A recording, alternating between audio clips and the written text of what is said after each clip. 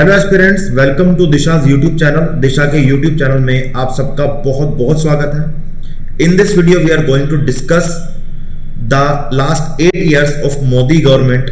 Prime minister Modi के last 8 साल कैसे रहे हैं। उन्होंने अपनी टर्म की शुरुआत 2014 में करी थी। नाउ वी आर इन 2022, तो टोटल 8 साल हो चुके हैं and I think he is doing a wonderful job.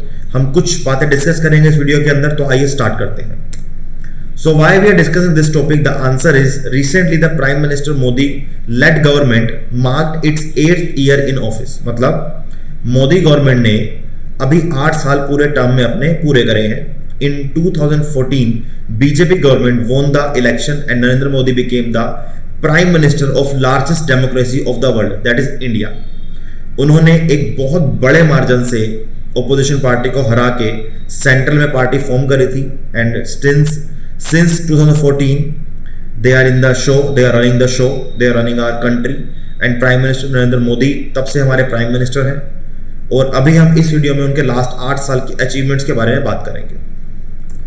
So first of all the major initiative is, और द मेजर जो हमारी उन्होंने अभी तक हमें देखने को मिला है, जिसको काफी सेंट्रल एक उन्होंने इशू रख के, सेंट्रल इनिशिएटिव को रख के बाकी सब चीजें अचीव करने का ट्राई किया, that is digital India.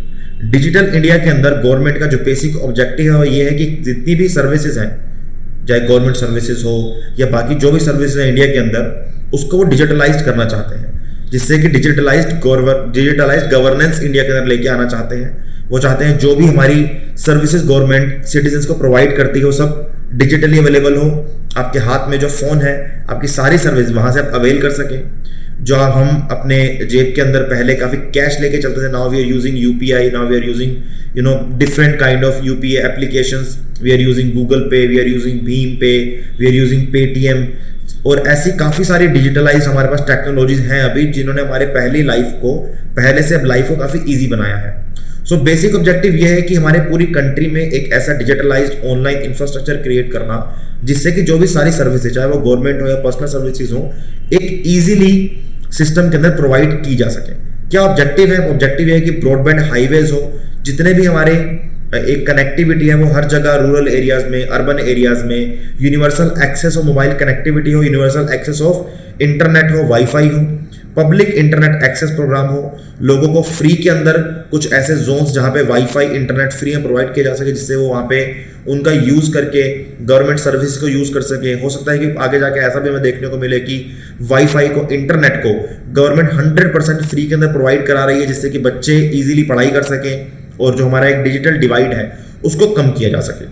E governance, जितनी भी गवर्नमेंट की सर्विसेज हैं, जो गवर्नमेंट के इनिशिएटिव हैं, वो सब आपको डिजिटली प्रोवाइड किए जा सके, आप इजीली उनको एक्सेस डिजिटलाइज्ड हो जाए। आगे इंफॉर्मेशन फॉर ऑल, की सब लोग, चाहे कोई इंसान अर्बन सिटी में रहता है, चाहे कोई इंसान गांव में रहता है, विलेज में रहता है, so they all should be able to use that technology, access that technology. वो इंफॉर्मेशन को गैदर कर पाए, यूज कर पाए, अपनी स्किल्स को एनहांस करने के लिए, अपने स्कूल्स के होमवर्क के लिए यूज करने के लिए, उसको एनहांस करने के लिए, एनरिच करने के लिए। सो नाउ गवर्नमेंट का जो इन्फ्लुएंस है वो इतना ज़्यादा है इन सब चीज़ों पे, डिजिटलाइजेशन पे, और वो जो बाकी स्टार्टअप्स को भी, कंपनीज को प्रमोट भी कर रहे हैं कि वो डिजिटली अपनी कंपनीज को पुश करें और साथ में गवर्नमेंट को, कंट्री को भी पुश करके आगे लेके जाए। इससे मैं इसके अंदर एक डिजिटल जॉब इंडिया के अंदर, डिजिटलाइज्ड इंडिया के अंदर एक पॉइंट ये भी है कि गवर्नमेंट एक स्किल डेवलपमेंट प्रोग्राम भी स्टार्ट कर रही है। मतलब एक पार्ट है इसका, जिसके अंदर वो अलग अलग हमारे यूथ को स्किल डेवलपमेंट के प्रोग्राम ऑफर करती है, जिससे कि जो जॉब्स हैं उनको जॉब ओरिएंटेड स्किल क्रिएट हो सके।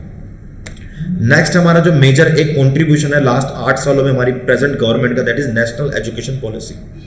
मुझे लगता है एजुकेशन पॉलिसी के अंदर चेंजेस लाने बहुत जरूरी थे और अभी भी आगे जाके चेंजेस हमें देखने को मिलेंगे, because it is a long process. It is not like कि अगर पॉलिसी बना दी है तो उसमें कोई लूपहोल नहीं होगा, उस पॉलिसी के अंदर कोई प्रॉब्लम नहीं होगी। सो जो हमारी मोदी गवर्नमेंट है, हमारी जो सेंट्रल गवर्नमेंट है, उन्होंने काफी 1986 के बाद अब जाके एक नई पॉलिसी एजुकेशन पे लेके आए हैं, that is national education policy 2020 and it is the first education policy of 21st century, यानी कि 1986 20th सेंचुरी में जाके, कितने साल हो गए, बहुत सालों पहले जाके एक एजुकेशन पॉलिसी आई थी। और इतने टाइम के बाद, जब पे एजुकेशन का स्ट्रक्चर पूरा चेंज हो चुका है, हमारी जो एजुकेशन है वो ऑफलाइन से ऑनलाइन कितनी ज़्यादा कन्वर्ट हो चुकी है, यूट्यूब है, हमारे कितने ऑनलाइन प्लेटफॉर्म है जो फ्री के अंदर एजुकेशन प्रोवाइड करते हैं, पेड कोर्सेज प्रोवाइड करते हैं। तो इस तरीके से अब ये नीड थी, एक एग्जैक्ट टाइम पे गवर्नमेंट ने एजुकेशन पॉलिसी के अंदर चेंज लेके आए हैं, ठीक है। तो अभी इनका पॉइंट ये है कि एक एजुकेशन को अफोर्डेबल बनाया जाए, अकाउंटेबल बनाया जाए, इक्विटी क्रिएट की जाए, एक क्वालिटी एजुकेशन प्रोवाइड की जाए सबको। इक्विटी का मतलब यह है कि जो गैप है, जो लोग सर्विसेज जहां पे नहीं पहुंच पाती हैं, या जो ऐसे बच्चे हैं जो मार्जिनलाइज्ड सेक्शन से आते हैं जो नहीं पढ़ पाते हैं, उस गैप को वो काफी कम करना चाहते हैं कि यूनिवर्सल एजुकेशन मिले। हमारे देश में जितने बच्चे हैं उन सबको पढ़ाई करने का मौका मिले, एजुकेशन लेने का मौका मिले, एक ग्लोबल नॉलेज का एक नेटवर्क क्रिएट होगा। हमारे पूरे देश के अंदर इलिटरेसी को एकदम कम से कम लेवल पर लेके आना चाहते हैं, तो यही सब ऑब्जेक्टिव है। एम्फसाइज किया गया है इस पॉलिसी के अंदर, जो पहले हमारा स्ट्रक्चर 10+2 था कि 10th क्लास तक, फिर +2 12th, देन कॉलेज, उसको चेंज करके 5+3+3+4 किया है। और जो हमारा एज रहेगा, जो फर्स्ट 5 है वो 3 to 8 ईयर्स के लिए, नेक्स्ट जो हमारा 3 है वो 8 to 11 ईयर्स के लिए, फिर नेक्स्ट हमारा 3 है 11 to 14 के लिए, लास्ट का हमारा 4 होगा 14 to 18 के लिए। जब ये एग्जैक्टली इंप्लीमेंट हो जाएगा तब हमें पता लगेगा कि एग्जैक्टली कैसे डिवाइड करना चाहते हैं, कैसे क्लासेस डिवाइड कर रहे हैं। तो अभी ये एक प्रोसेस में है, and I am sure after a certain period of time जब इंप्लीमेंटेशन एक स्मूथली इंप्लीमेंट होगा तो एक काफी अच्छा स्ट्रक्चर सामने निकल कर आएगा। But it is a really good initiative by our central government, by our Modi government, ठीक है। इसका जो ऑब्जेक्टिव हम समझ चुके हैं कि सबको यूनिवर्सल एक्सेस हो स्कूल एजुकेशन का, अर्ली चाइल्ड केयर हो, एजुकेशन सब बच्चों को प्रोवाइड की जाए, एक फाउंडेशन लिटरेसी, एक बच्चों को फाउंडेशन क्रिएट की जाए एजुकेशन सेक्टर के अंदर, एक स्कूल का करिकुलम क्रिएट की जाए, एक्स्ट्रा करिकुलर फैसिलिटीज बच्चों को प्रोवाइड कराई जाए, एक मल्टी लैंग्वेज स्किल्स बच्चों को दिया जाए। ऐसा नहीं है कि अगर कोई बच्चा 5th क्लास तक, 7th क्लास तक बच्चों को भी एक लोकल लैंग्वेज के अंदर, चाहे वो साउथ के किसी स्टेट से हैं, नॉर्थ ईस्टर्न स्टेट से हैं, पंजाब स्टेट से हैं, चाहे वो हमारे ईस्टर्न स्टेट से हैं, वेस्टर्न स्टेट से हैं, तो 5 to 7 एक क्लासेस तक, 5 to 7 ईयर्स की क्लासेस तक वो गवर्नमेंट चाहती है कि वो लोकल लैंग्वेज के अंदर पढ़े, से कि वो लोकल लैंग्वेज को, कल्चर को भी कुछ समझ पाए, एक बेसिक जो एजुकेशन है वो एक लोकल लैंग्वेज के अंदर अटेन कर पाए, ठीक है। आगे बढ़ते हैं। सो हमारा नेक्स्ट होगा यहाँ पे राम मंदिर। तो राम मंदिर गवर्नमेंट के, हमारे बीजेपी गवर्नमेंट के मैनिफेस्टो के अंदर स्टार्टिंग से है, और उन्होंने इस चीज को प्रूव भी किया है कि भाई अगर उन्होंने राम टेम्पल के बारे में बोला था तो राम टेम्पल उन्होंने काम को स्टार्ट भी कराया है, और ये बहुत ज्यादा हमारे देश के अंदर चर्चा का एक मैटर रहा है। और ये नहीं कि सिर्फ इसी साल से या मोदी गवर्नमेंट के आने के बाद, मोदी गवर्नमेंट से पहले भी जब बाबरी मस्जिद का इशू हमारे देश में कितने टाइम से चल रहा है, 1991 1992 की बात है, और तब से लेकर अब तक काफी इलेक्शंस इस पर्टिकुलर मुद्दे के ऊपर हो चुके हैं, काफी दंगे इस चीज पे हो चुके हैं, और अब जाके मोदी गवर्नमेंट ने इस चीज पे कोई ठोस डिसीजन लिया है। दे नाउ डिसाइडेड, और गवर्नमेंट ने ये डिसाइड कर लिया था कि हम यहाँ पे राम मंदिर बनाएंगे। तो उन्होंने जो मैनिफेस्टो के अंदर वादा किया था, they are fulfilling their promises. Same ऐसा एक प्रॉमिस मोदी गवर्नमेंट ने आर्टिकल 370 का किया था। Article 370 provide a special use to provide a special status to Jammu and Kashmir. और उन्होंने एक काइंड ऑफ, अगर मैं आपको प्रैक्टिकली समझाऊं तो एक गैप था जम्मू एंड कश्मीर में और इंडिया के रेस्ट ऑफ द इंडिया के डेवलपमेंट के प्रोसेस में। जम्मू एंड कश्मीर इसलिए हमेशा पीछे रहता था, इंसर्जेंसीज, टेररिस्ट एक्टिविटी हमें वहां देखने को ज्यादा मिलती थी। तो नाउ गवर्नमेंट हैज डिसाइडेड, और गवर्नमेंट ने डिसाइड किया कि अब हम जम्मू एंड कश्मीर के लोगों को अलग नहीं रहने देंगे, एक मेन फ्रेम में लेके आएंगे। सो दे डिसाइडेड कि हम आर्टिकल 370 को कैंसिल करेंगे, and after the abrogation of article 370 they divided the whole J&K state into 2 union territories। एक यूनियन टेरिटरी बनी हमारी जम्मू एंड कश्मीर और एक बनी लद्दाख। तो अभी 2 यूनियन टेरिटरी हैं, एक स्टेट नहीं है। आई एम श्योर कि after a certain period of time, after a certain term और एक टाइम के बाद स्टेट दोबारा क्रिएट किया जाएगा, चाहे वो जम्मू कश्मीर अकेला बने या लद्दाख ना बने। I don't know about this, हम फ्यूचर को प्रोडिक्ट नहीं कर सकते हैं, बट मुझे लगता है कि एक स्टेट को गवर्नमेंट बनाएगी। अभी हमारे पास 2 यूनियन टेरिटरी बन चुकी हैं, जम्मू एंड कश्मीर एक स्टेट नहीं है, जम्मू एंड कश्मीर एंड लद्दाख दोनों एक इंडिविजुअल हमारी यहाँ पे यूनियन टेरिटरी है। आगे बढ़ते हैं। कोविड-19 के टाइम को आई एम श्योर हमारे देश में कोई नहीं भूल सकता। जब फर्स्ट वेव कोविड-19 की हमारे देश में आई थी तो गवर्नमेंट ने हमारे सिटीजन्स को एक बेनिफिशियरी के रूप में फ्री राशन प्रोवाइड किया था, फ्री मेडिकल फैसिलिटी प्रोवाइड करी थी।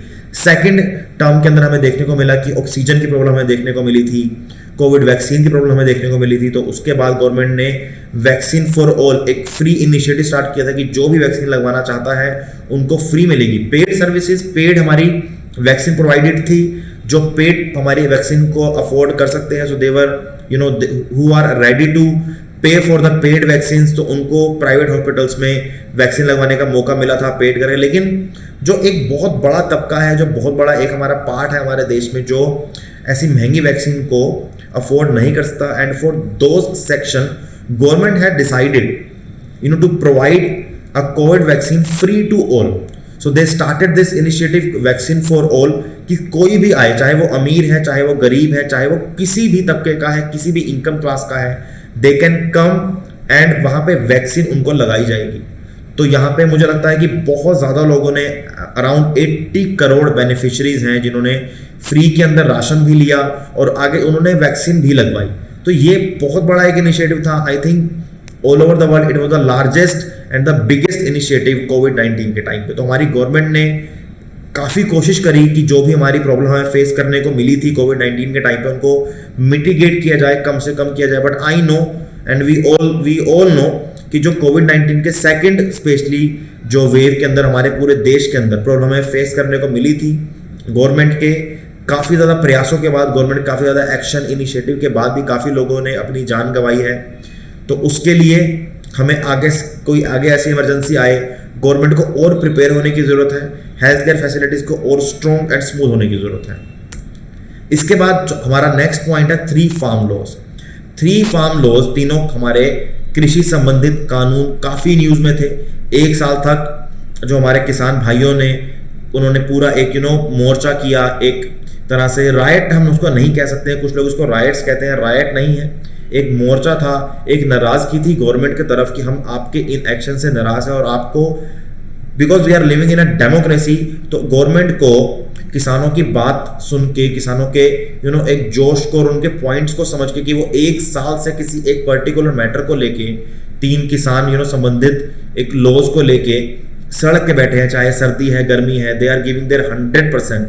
तो गवर्नमेंट ने ये पॉइंट समझ के तीनों फार्म लॉज को अपने लास्ट ईयर ही तीनों फार्म लॉज को रिपील किया और उन्होंने बोला कि ठीक है, अब हम ये अनाउंस करते हैं कि government decided to repeal the 3 farm laws and तीनों फार्म लॉज को कैंसिल कर दिया गया।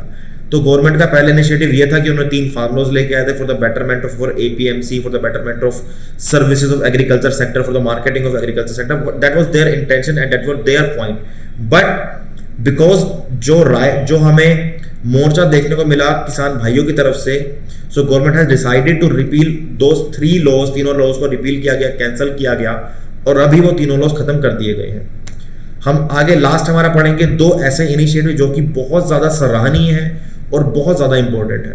हमने अभी लास्ट टाइम पे हमने ये देखा कि अफगानिस्तान में किस तरीके से एक सरकार का पलटा देखा हमने, सरकार कैसे पलट गई थी एक प्रॉपर डेमोक्रेसी होने के बाद। एक तालिबान जो कि एक तरह टेररिस्ट ग्रुप है, उन्होंने पूरे अफगानिस्तान पे कब्जा कर लिया। साथ ही साथ जो रशिया यूक्रेन क्राइसिस देखा कि रशिया ने किस तरह से इन्वेड किया यूक्रेन को। तो दोनों ही टाइम पे गवर्नमेंट के लिए प्रॉब्लम ये थी, गवर्नमेंट का पॉइंट ये था कि हमारे जो लोग वहाँ फंसे हुए हैं हमें उनको वहाँ से निकालना है और गवर्नमेंट की हमें इस बात पे एक अप्रिशिएट करना चाहिए। और जो उनका पॉइंट है, जो उन्होंने जिस तरीके से हमारी गवर्नमेंट ने मिलके, मिलिट्री ने, आर्मी ने, एयरफोर्स ने, हमारे गवर्नमेंट एम्प्लॉइज ने, बाकी सब लोगों ने जिस तरह से मेहनत करके हमारे लोगों को वहां से निकाला, वो सब सराहनीय है, अप्रिशिएबल है। तो thank you so much to our government for these, specially for these 2 initiatives. One is operation Devi Shakti and second is operation Ganga. Operation Devi Shakti है जब गवर्नमेंट ने हमारे इंडियन लोगों को, इवन बाकी कंट्रीज के भी लोगों को अफगानिस्तान से बाहर निकाला था, जब उनको लगा था कि तालिबान के पूरा कब्जा करने के बाद कितना खतरा है वहां के लोगों को।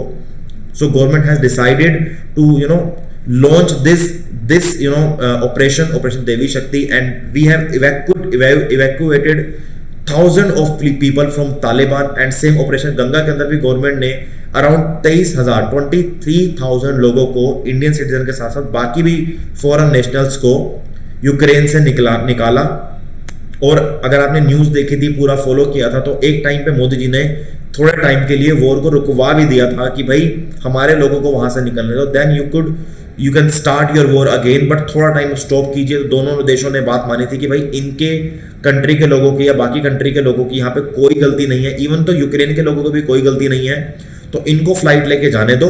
तो इससे पता लगता है कि हमारे ओवरऑल हमारी मोदी गवर्नमेंट आने के बाद जो ओवरऑल हमारा जो एक डिप्लोमेटिक रिलेशनशिप्स है बाकी कंट्री से कितना स्ट्रांग हो चुका है। इन सब चीज़ों से हमारा ट्रेड भी इंक्रीज होगा, एक हमारा जो इन्फ्लुएंस है वर्ल्ड पे हमारा वो भी क्रिएट होगा। तो हमने सारी मेजर जो लास्ट 8 ईयर्स के हमारी मोदी गवर्नमेंट की इनिशिएटिव्स थे, जो एडवांटेजेस हमें पढ़ने अभी हमने समझी हैं, क्या क्या एडवांटेज हमें मिली है इनिशिएटिव से, क्या क्या मोदी गवर्नमेंट ने एक्शंस लिए हैं, क्या क्या उन्होंने प्रॉब्लम फेस करी, हमने इस वीडियो में सब कुछ समझा है।